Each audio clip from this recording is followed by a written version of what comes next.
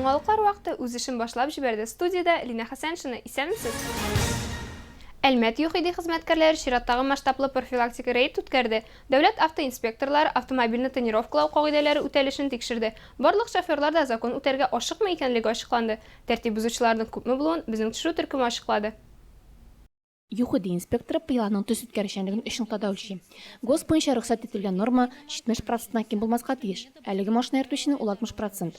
Бу юл йөрү кагыйдәләре буенча ярамый. Бу очракта автомобильчегә штраф түләргә туры киләчәк. Әлмәт районы юхиди хезмәткәрләре машина йөртүчеләрне тикшереп рейд үткәрде. Пыял юл йөрү кагыйдәләре буенча машина пыяласын төс үткәрүчәнлеге техник регламентка туры киләме юкмы икән тикшерделәр. Күренгәнчә барлык машина йөртүчеләр дә бу кагыйдәләрне үтәми. Сүз административ хукук бузулар турында кодексның 12-5 маддәсе турында бара. Нәтиҗәдә 200 машина йөртүчене 20 кагыйдәне бузу турында ачыкланган. Россия Федерациясының административ һәм хукук бузулар буенча кодексының 12-5 маддәсе 3 бүлеге буенча машина йөртүчеләрнең пыялаларының төс үткәрүчәнлеге туры килү турында маддә бар. Әлеге кагыйдәне бузучы машина йөртүчеләргә карата административ хукук бузуу турында протокол төзелә. Моның өчен штраф 500 сум каралган. Хукук тәртибе хезмәткәрләр тонировка кагыйдәләрен үтәмәү бик аныч хәлләргә китергә мөмкин диләр. Тонировканың нормага караганда караңгырак булуы машина йөртүченең реакциясын акрынайтырга мөмкин. Бигрәк тә тәүлекнең караңгы вакытында. Бу юл транспорт һәлакәтләренә китергә мөмкин. Асамира Мария Китаева, Айдар Кабиров, Яңалыклар вакыты Әлмәт телекомпаниясе. Юл хәрәкәте иминлеге буенча шоферга ход акциясе узды. 22 номерлы балалар бакчасында тәрбияләнүчеләр юхиди вәкилләре белән берлектә юллар куркынычсызлыгы турында искә төшерәчәк хатлар әзерләде.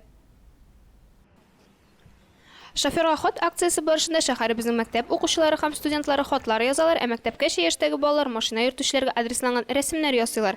Бу акциянең төп максаты юлларда куркынычсызлыкны булдыру һәм балаларны транспорт мөхитенә яраклаштыру. Шоферга ход акциясе барышында юхиди хезмәткәрләре машина йөртүчеләрен туктатып 22-нче Алсу балалар бакчасында тәрбияләнүчеләр язган бик мөһим хатларны тапшырдылар. Үз юлламаларында балалар машина йөртүчеләрдән тизлек режимын үтәргә хәрәкәт вакытында игътибарлы һәм тәртипле булырга мөрәҗәгать иттеләр. Безнең балалар бакчасында даими рәвештә шоферга ход кебек акцияләр уздырыла. Ход язарга чакыруга ук өлкән төркемнәр җавап бирделәр һәм әти-әниләр тәрбиячеләре белән бергә үз хатларын яздылар һәм матур итеп ясап та бирделәр.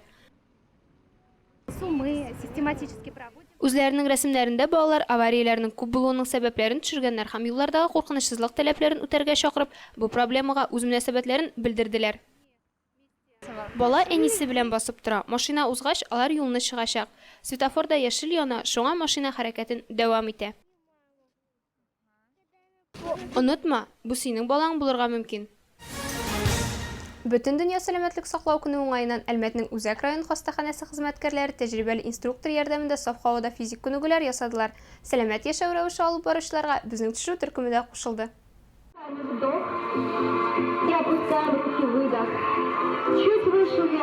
Әлмәт районы Үзәк хастаханәсендә сәламәтлек көнен үзенчәлекле рәвештә билгеләп үттеләр. Төшке аш вакытында ак халатларын спорт формасына алмаштырып, алар бергәләп тышка күнегүләр ясарга чыктылар. Безгә күбесенчә авырган очракта гына киләләр. Без табиблар үз пациентларыбызга сәламәтлекне һәрдаим тикшереп, һәм аны кайгыртып торырга тәкъдим итәбез. Сәламәт калуның иң яхшы усулы ул гапкады гимнастика. Без гимнастиканы эштә төшке аш вакытында ясарга булдык. Саф һавага гимнастика ясарга 50-гә якын медицина хезмәткәре чыкты. Бергәләшеп спорт инструкторы җитәкчелегендә катлаулы булмаган, әмма бик файдалы күнегүләр комплексын ясау күңелле булды. Без бүген башлангыч әзерлекләре булмаганнар өчен махсус күнегүләр эшләдек. Микс пилатес, йога, стретчинг һәм тайчи элементлары кергән җиңел күнегүләр ясадык. Билгеле булганча, физик активлык сау сәламәт яшәү рәвешенең төп принципы. Ул бөтен организмны алдагы йөкләнешләргә әзерли, иммунитетны ныгыта. Сәламәт тәндә сәламәт акыл дигәннәр бит борынгылар. Бүген монда Әлмәт районы Үзәк хастаханәсенең бөтен зур коллективы чыкты. Баш табиб һәм аның урынбасарлары, табиблар, шәфкать туташлары, санитаркалар барысы да монда иде. Ритмик музыка шулай ук үтеп баручыларны да җәлеп итте. Шуларның берсе Резда Шәйдуллина. Мин бүген иртән зарядка ясаган идем инде, хәзер менә дәваланудан чыктым. Бу күнегүләр организмга дәрт һәм энергия истәде диләр табиблар үзләре. Хәзер сәламәтлек сагында булучылар зарядкага ешрак чыгарга ниятли. Шәһәр халкы бездән үрнәк алып, көн дәвамында күнегүләр эшләргә онытмасын дигән теләктә алар. Үземне зарядкадан соң бик яхшы хис итәм. Тәнемнең бөтен күзәнәкләрен тоям, кызганыч. Көн саен шулай килеп чыкмый. Мирас спорт комплексының фитнес инструкторы безгә көн саен төшке аш вакытында килеп, аның белән шөгыльләнергә тәкъдим итте. Бәлки без шулай эшләрбез дә. Төшке аш вакытында күнегүләр ясау миңа бик ошады. Энергиям артканын тоям. Эш көнне уңышлы тәмамларга көчем барлыкка килде. Тән һәм акыл эшчәнлеген шулай чиратлаштыру бик файдалы булыр дип уйлыйм. Күнегүләрне ясагач тәнем уянды. Бүген мин әле беренче мәртәбә шулай шөгыльләндем. Алга таба үзмичә ясарга шәп бетәргеч булды бу. Алса Мирва Мария Китаева, Дамир Курбанов, яңалыклар вакыты Луч телекомпаниясе. Луч телекомпаниясе быел үзенең 30 еллыгын билгеләп үтә. Беренче шәһәр телекомпаниясе бу җитди вакыт эчендә күп санлы үз тапшыруларын канал эфирына чыгарды һәм чыгаруын дәвам итә. Без темпны киметмибез, ә бары тик көчәя барабыз. Соңгы айларда гына да безнең тапшырулар шелтәре яңа программалар белән тулыланды. Хәзер алар турында тулырак сөйләячәкбез. Яңалыклар мәгълүмати программасы 10 еллар дәвамында иң популяр тапшыруларның берсе. Корреспондентлар, видеооператорлар, монтажчылар һәм редакторлар көн саен төрле темаларга бик күп материаллар әзерлиләр. Беренче булып шәһәр һәм район тормышындагы иң кызыклы һәм мөһим вакыйгалар турында белү өчен меңләгән даими тамашачылар телевизорга гадәти вакытта бик теләп һәр көн саен кабыза. Луч телекомпаниясе үз аудиториясын һәм тапшыруларны клач аудиториясын киңәйтеп, Азнакай, Бөгелмә шәһәрләрендә үзенең корреспондент пунктларын ачты. Хәзер безнең коллегалар Татарстан көньяк көнчыгышындагы яңалыкларны сөйлиләр. 22 марттан 30 ел буена беренче тапкыр татар телендә яңалыклар редакциясе эшли башлады. Хәзер дүшәмбедән җомгага кадәр яңалыклар вакыты дигән тапшыру эфирга чыга. Бу вакыйган Татарстанда туган телләр һәм халыклар бердәмлеге елына туры килүдә зур әһәмияткә ия. Татар телендә мәдәният яңалыклар тапшыру да чыга. Ул агымдагы елның март аена кадәр яңалыклар чыгарылышның атналык рубрикасы иде.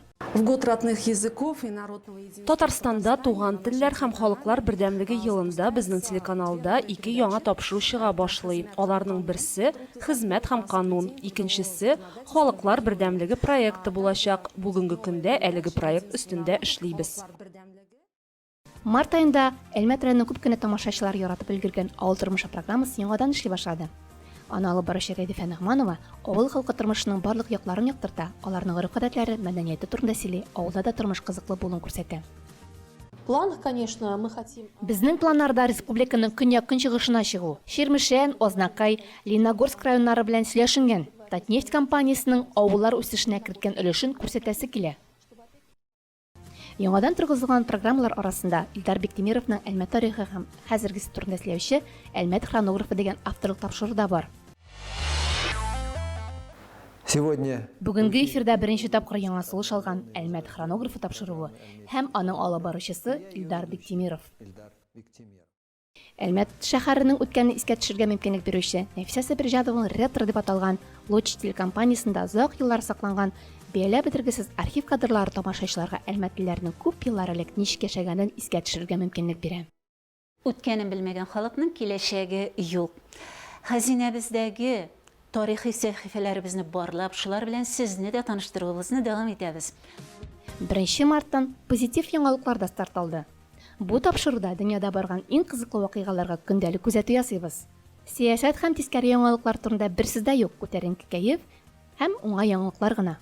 Һәр чыгарылышта тәкъдим ителгән материаллар күз алауны киңәйтергә һәм яхшы яңалыклар белергә ярдәм итә. Шулай ук без тамашачылардан видеоязмаларны бикләп кабул итәбез һәм аларны эфирдә күрсәтәбез. Атна саен про тапшырында Эльвира Стародубцева Әлмәттә вакытны кайда кызыклы һәм файдалы итеп үткәрү турында сөйли. 2021 ел Луч Әлмәт телекомпаниясе өчен үзенчәлекле ел. Быел безгә 30 яшь. 2021 год для телекомпании «Луч». Ел башы белән чыгыштырсак та, үзебез төшергән тапшырулар вакыты 2 мәртәбә артты инде. Без үсешебезне киләчәктә дә дәвам итеп, алга таба зур планнар корабыз. Бу сезгә җиткерәсе соңгы мәгълүматыбыз иде. Мин Лина Хәсәншин һәм монтажер Илдар Гыймаев сезнең белән сау булашабыз. Игътибарыгыз өчен рәхмәт.